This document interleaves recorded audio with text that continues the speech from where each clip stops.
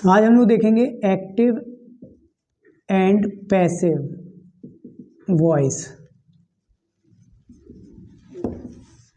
ठीक है, voice relate करता है वर्ब से। किससे? जो वॉइस होता है, voice is related to verb. ठीक है, वर्ब को बदलना पैसिव कहलाता है। सिंपल सी बात में अगर बात करें तो एक्टिव अगर बात करें, जैसे कि एक्टिव का मतलब आप हिंदी में जानते हो क्रियाशील, यानी कि जो काम कर रहा हो वो एक्टिव होता है। पैसिव यानी कि नॉट डायरेक्ट, अक्री तो नहीं कहेंगे। तो अगर हम एक्टिव को बहुत सिंपल भाषा में समझने का प्रयास करें तो एक्टिव का मतलब होता है काम का करना,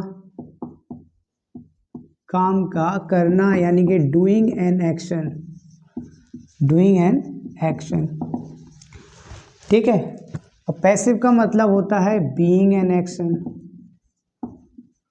काम का होना, काम का होना।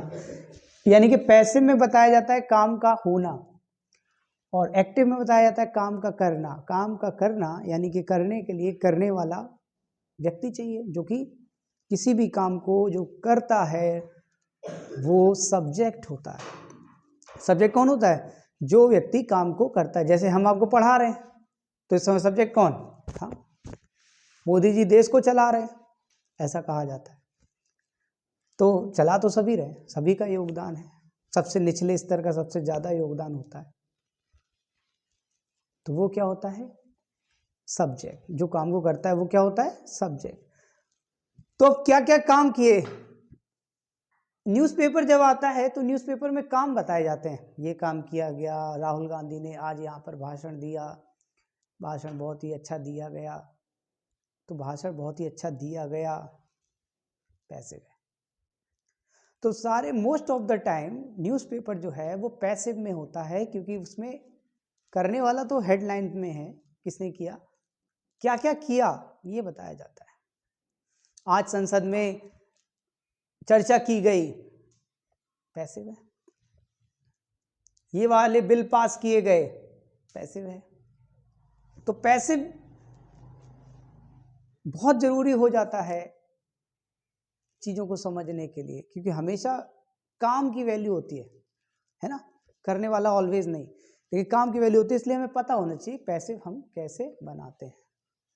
तो चलें देखते हैं भाई, पैसिव वर्ब से रिलेट होता है। तो पैसिव में सबसे पहले हम कुछ चीजें जान लेते हैं जो पैसिव में हमेशा फॉलो होंगी, कोई भी टेंस हो वो चीज हमेशा फॉलो होगी। सबसे पहली नंबर ये कि in passive we always use past participle, past participle यानी के third form of the verb.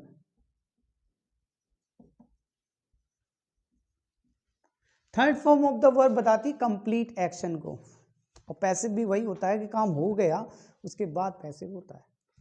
ठीक है, तो हमेशा यूज होता है पास्ट पार्टिसिपल। पहली बात ये हमेशा आपको याद रखनी है, ऑलवेज वाली चीज ये। दूसरी चीज जो है वो छोटे स्तर पर जब आप 6, 7, 8 में होते हैं तब तो पढ़ा दिया जाता है, हम कह रहे 9th में भी, लेकिन एक्चुअली वो सही नहीं होता। क्या? मोस्ट ऑफ द टाइम हम प्रोनाउन यूज करते हैं बाई के बाद, वो प्रोनाउन यूज नहीं करते, प्रोनाउन को यूज नहीं किया जाता। और अगर वो इंडेफिनिट प्रोनाउन है तो कतई यूज नहीं किया जाता। ठीक है, we don't use indefinite pronoun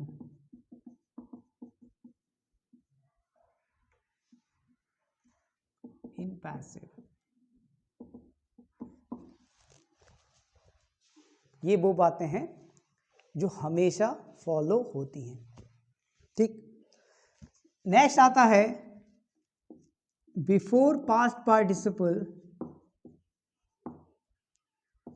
before past participle we use be. क्या यूज करते हैं? बी। बी बड़ी अम्मा है, इनके बच्चे हैं is are am was were. तो जहां बच्चों से काम चल जाए वहां ये आते हैं, जहां बच्चे काम ना चला पाए वहां बड़ी अम्मा खुद आती हैं। हाँ, जैसे विल शैल के साथ इज आर एम नहीं आता तो बी खुद आ जाता है, will be shall be. Has have के साथ फिर से इज आर एम, बच्चे काम नहीं कर पाते तो वो कहते हैं मम्मी तुम चलो, तो मम्मी आ जाती हैं, बीन। तो ये वो चीजें हैं जो हमेशा कोई भी टेंस का पैसिव बनाना हो वो आपको फॉलो होता है। तो शुरुआत करते हैं हम पैसिव ऑफ किसका, सिंपल प्रेजेंट। सबसे पहले किसका, सिंपल प्रेजेंट और सिंपल सेंटेंस देखेंगे, यानी कि ठीक है असर्टिव। तो देखो भाई सिंपल प्रेजेंट, दूसरी चीज क्या है, एक याद रख लो कि पैसिव में टेंस चेंज नहीं होते जो कि डायरेक्ट इनडायरेक्ट में हो रहे थे। पैसिव में टेंस चेंज नहीं किए जाते, जो टेंस है वही रहता है, बस होता क्या है वो देख लेते हैं। जैसे ही, बहुत सिंपल सा सेंटेंस लेते हैं, ही प्लेज क्रिकेट। 3 शब्द हैं, पहले तीनों शब्दों के नाम जान लीजिए। तो 3 शब्द हैं, ये है एक्शन, खेलना, एक्शन हो गया, जिस वर्ड के मीनिंग में ना आता है हिंदी में, खेलना, हंसना, रोना, गाना, चलना, बैठना, वो सब वर्ब होती हैं, हमेशा याद रखो। वो सब क्या होती हैं, वर्ब होती हैं, जिन शब्दों के हिंदी अर्थ में ना आता है। अब क्या खेलता है, वर्ब में क्या लगा लीजिए तो आपको ऑब्जेक्ट का आंसर मिल जाता है। वर्ब में क्या लगाकर प्रश्न कर लीजिए, जैसे वह खेलता है, अब पूछो क्या खेलता है तो जवाब आएगा क्रिकेट, तो क्रिकेट क्या है, ऑब्जेक्ट। तो ये हमारा है ऑब्जेक्ट और ये हमारी है वर्ब, और ये हमारा कौन खेलता है, ही, तो ये हमारा है सब्जेक्ट। ठीक है, तो क्या यानी कि एक्शन इंपॉर्टेंट होता है। तो याद रखो पैसिव में, इन पैसिव हम क्या करते हैं, सिंपल प्रेजेंट है तो सिंपल प्रेजेंट के पैसिव का सिंटेक्स हो जाएगा, सिंटेक्स मतलब उसको लिखने का तरीका हो जाएगा।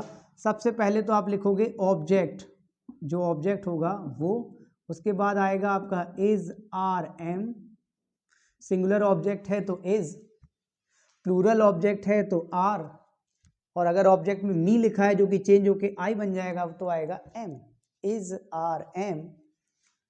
उसके बाद पास्ट पार्टिसिपल, उसके बाद क्या आएगा, पास्ट पार्टिसिपल। तो भाई देखो क्रिकेट इज, क्रिकेट सिंगुलर है, सिंगुलर है कि नहीं, तो क्या आएगा, is, cricket is played, past participle आ जाएगा, cricket is played. By him की बात है, फिर सब्जेक्ट को बाय करके, पहले बाय प्रीपोजिशन का यूज करते हैं, फिर उसके बाद सब्जेक्ट का ऑब्जेक्टिव केस लिखते हैं। सब्जेक्ट का कौन सा केस लिखते हैं, ऑब्जेक्टिव केस, तो कर लेते हैं बाय हिम।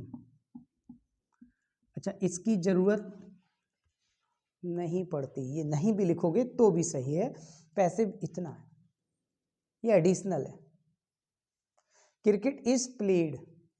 ठीक है, बाद में बताना है कि बाई लगा दीजिए और उसके बाद क्या लगा दीजिए, objective case of pronoun, objective case of pronoun, क्योंकि वर्ब के बाद ऑब्जेक्टिव केस आता है, ये बात ध्यान रखनी है।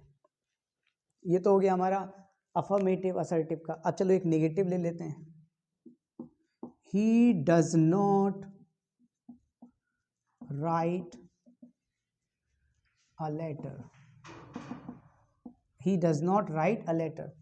तो ढूंढिए एक्शन कहाँ, ये है एक्शन, राइट है, एक्शन के तुरंत बाद ऑब्जेक्ट है लेटर, लेकिन लेटर के साथ अगर कोई एडजेक्टिव या डिटरमाइनर लगा है, एडजेक्टिव या डिटरमाइनर लगा है तो उसको भी साथ में ही रखा जाता है, अलग नहीं रखते। ए एन द आर्टिकल्स होते हैं, होते ये डिटरमाइनर हैं, वहां से उठाए आर्टिकल के फॉर्म में आए, तो पूरा ए लेटर, आ लेटर आपका हो जाएगा ऑब्जेक्ट। तो बनाइए इसको, सबसे पहले आएगा आ लेटर, क्योंकि सबसे पहले ऑब्जेक्ट, फिर क्या रखना है, डू डज भी चेंज हो जाता है, इज आर एम। देखिए याद रखिए, do does did, do, does, did ये कभी भी पैसिव में यूज नहीं होते। Do, does, did are never used in passive. तो क्या यूज होता है? डू और डज चेंज होते हैं, प्रेजेंट के हैं तो प्रेजेंट में इज और आर में, इज आर एम में, और डिड चेंज हो जाता है वाज वर में। अंडरस्टूड?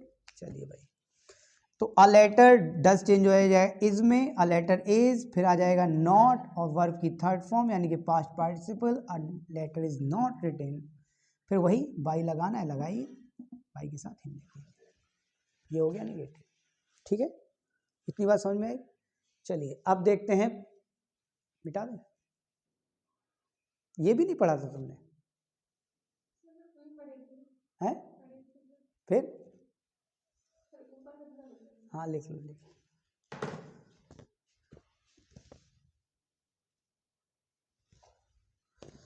अब ये तो था सिंपल प्रेजेंट, ठीक है, और आपने देखा बाई लगता है ना?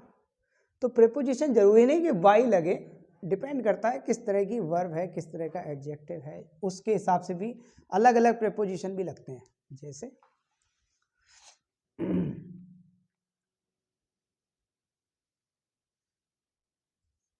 आई अमेज, नहीं ये नहीं,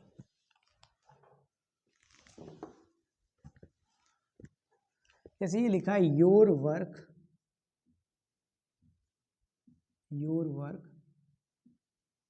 अमेज मी अ लॉट। तो अमेज माने क्या होता है? आश्चर्यचकित करना।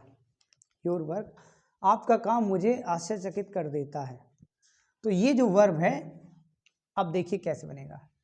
तो इसके तुरंत बाद मी लिखा हुआ है तो ये आपका ऑब्जेक्ट हो जाएगा, और ऑब्जेक्ट के बाद जो वर्ड आते हैं वो अदर वर्ड में चले जाते हैं, उनको वैसे ही रहने दो। तो क्या हो जाएगा? आई, फिर आएगा एम, आई के साथ एम आएगा, I am amazed, I am amazed. अब बस यहीं पे देखो, अभी तक आप क्या लगा रहे थे? बाई। तो बाई कब लगता है? बड़े ध्यान से सुनिएगा। कोई व्यक्ति हो काम को करने वाला, देखिए बाई प्रेपोजिशन ऐसा प्रेपोजिशन है जो उनके साथ लगता है जो अपना कार्य स्वयं करते हैं। व्यक्ति अपना काम खुद कर लेगा, उसको किसी और चीज की जरूरत नहीं पड़ेगी साथ में चलने के लिए। ऐसे समझिए कि पेन है, पेन कब तक लिखेगा? जब तक आप चलाओगे। जब तक आप चलाओगे तब तक पेन चलेगा, जैसे ही आप छोड़ दोगे खत्म। तो पेन के साथ आपको लगना पड़ेगा तब पेन चलेगा। तो पेन के साथ विथ आएगा। पेन के साथ कौन सा प्रीपोजिशन आता है? With. I am writing with pen. ठीक। लेकिन घड़ी में सेल डाल दो, वो अपना समय बताना उसका मूल कार्य है, वो अपना काम करती रहेगी। तभी पूछा जाता है what is the time by your watch. तो बाई वहां लगता है जो अपना काम स्वयं कर सकते हैं। अच्छा, अब ये कोई काम नहीं कर रहा है योर वर्क, मैं आपके काम पर आश्चर्यचकित हो जाता हूं, तो क्या आएगा? एट आएगा। I am amazed at, I am amazed at, या इसको भी लिख लो, I am amazed a lot at your work. तो क्या आया? एट आया। अच्छा, अब हिंदी मीनिंग ऑन आ रहा है पर, फिर एट क्यों लगाया? याद रखो, ऑन वहां आता है जहां दो सरफेस टच करें। वर्क एक वर्चुअल चीज है, वर्चुअल यानी कि जिसको आप कोई ऑब्जेक्ट नहीं मान सकते, कोई वस्तु नहीं मान सकते, कोई मैटर थोड़ी ना है। तो वर्चुअल को टच कैसे करोगे? अब चूंकि ये वर्चुअल है तो वर्चुअल चीजें हों तो पर के सेंस में एट आता है। वर्चुअल का मतलब जो है लेकिन दिखती नहीं। दिमाग है आपके अंदर, दिखाओ, दिखा सकते हो लेकिन है तो वर्चुअल है। अंडरस्टूड?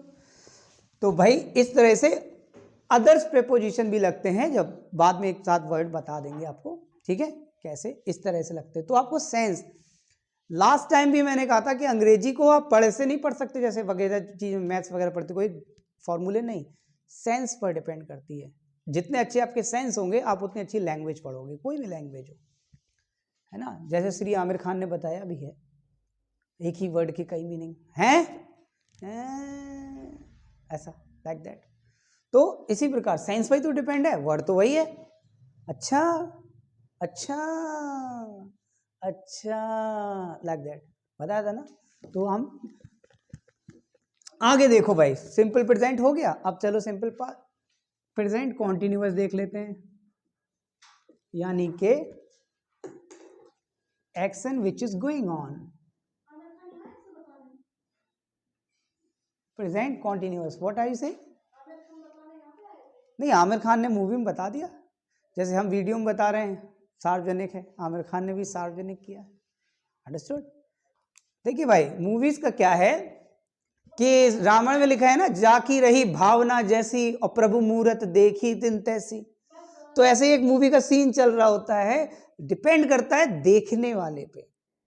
कोई हीरो देखता है, कोई हीरोइन देखता है, कोई हीरोइन के कपड़े देखता है, कोई हीरो के कपड़े देखता है, कोई हीरो की हेयर स्टाइल देखता है, कोई प्राकृतिक चीजें देखता है कि पीछे सीनरी कहाँ है, कहाँ घूम रहे हैं, हम भी यहीं घूमने जाएंगे। कुछ लोग देखते हैं, अच्छा ये वाला जीन्स पहना था, अब हम यही पहनेंगे। अच्छा उस हीरोइन का जीन्स फटा था, अब हम भी यहीं से जीन्स फाड़ के पहनेंगे। तो जाकी रही भावना जैसी और प्रभु मूरत देखी तिन तैसी। जो व्यक्ति जैसा होता है वो वैसा ही दूसरे को भी देखता है। एक चोर है, चप्पल उतार के अंदर जाएगा तो मंदिर में ध्यान नहीं लगेगा, उसका ध्यान लगेगा चप्पल चोरी ना हो जाए, क्योंकि वो चोर है।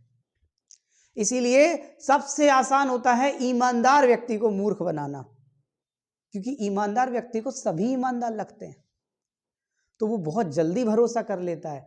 और जल्दी भरोसा कर लेता है क्योंकि उसको पता ही नहीं है, वो कहता है कि हम ईमानदार हैं, वो सामने वाले को कैसे समझेगा बेईमान। इसीलिए सबसे जल्दी मूर्ख बनता है एक सीधा व्यक्ति। हम बहुत सीधे हैं, जैसे कि हम प्रेजेंट कॉन्टिन्यूअस, इफ इसकी बात कर ले तो प्रेजेंट कॉन्टिन्यूअस का एक एक्टिव सेंटेंस देख लेते हैं, जैसे आई एम टीचिंग यू। क्या पढ़ा रहा हूं मैं इस समय? मैं आपको इंग्लिश पढ़ा रहा हूं। I am teaching you English, double object. ऐसे सेंटेंस को कहते हैं डबल ऑब्जेक्ट। एक पर्सन होता है, एक क्या होता है? वस्तु। तो पर्सन जो होता है इसको बोलते हैं इनडायरेक्ट ऑब्जेक्ट, पर्सन को क्या बोलते हैं? Indirect object. और वस्तु को क्या बोलते हैं? Direct object. ठीक है ना? तो डायरेक्ट ऑब्जेक्ट से उठाते हैं, तो डायरेक्ट ऑब्जेक्ट से बनाइए। तो पहले सिंटेक्स लिख लेते हैं पैसिव का, इसी सिंटेक्स को फॉलो करेंगे। क्या रहेगा? तो सबसे पहले तो आपको ऑब्जेक्ट यूज करना है, देन आफ्टर आपको इज आर एम यूज करना है अकॉर्डिंग टू ऑब्जेक्ट, ऑब्जेक्ट जो हो। देन आपको बस यहाँ पे एक चीज ये बढ़ गई, बीइंग। क्या बढ़ा देते हैं? बीइंग। और उसके बाद आपको यूज करना है पास्ट पार्टिसिपल। क्या यूज करना है? Past participle. बाकी की बात देखेंगे। तो देखिए, प्रैक्टिस कीजिए ज्यादा से ज्यादा सेंटेंसेस पर। हम ज्यादा से ज्यादा प्रैक्टिस कराने का प्रयास करेंगे आपको, ताकि आप बेटर सीख सके। तो भाई क्या है? ऑब्जेक्ट उठाइए, तो English.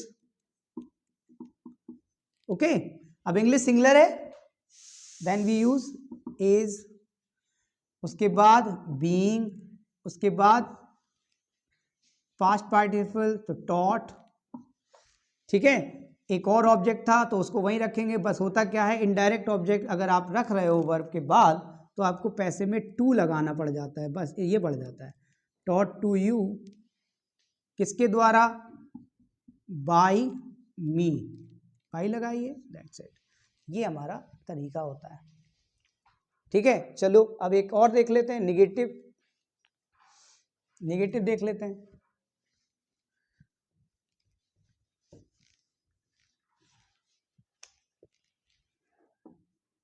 You are not writing a letter. You are not writing a letter. क्या बनेगा? वही लगाइए, ऑब्जेक्ट ले आइए, ऑब्जेक्ट सिंगुलर है, इसको ले आइए, नॉट लगाइए, बीइंग लिखिए और पास्ट पार्टिसिपल लिखिए। You are not being written, a letter is not being written, why लगाइए और यू का ऑब्जेक्टिव केस यू ही होता है। यू का ऑब्जेक्टिव केस यू ही होता है। इस प्रकार से सेंटेंस बन गया। अंडरस्टूड? बात आ गई समझ में? चलिए करिए इसको।